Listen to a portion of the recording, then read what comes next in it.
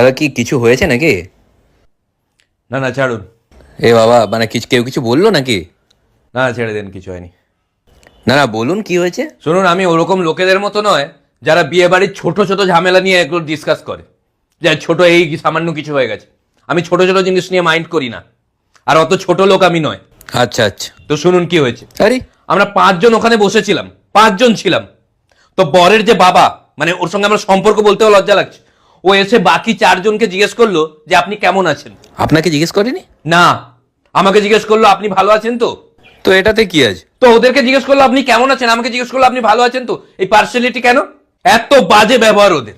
আমি ঢুকলাম, আমাকে বলছে আসুন আসুন, চেয়ার ফাঁকা আছে, বসুন, কে বলবে। আমি যখন মানে পরশুদিন বরযাত্রী যাওয়ার সময় আমি বলছি যে আমি বাসে যেতে পারবো না, আমার একটু প্রবলেম হয়, আমি কারে যাব। এ বাবা, আপনাকে কারে নিয়ে যায়নি?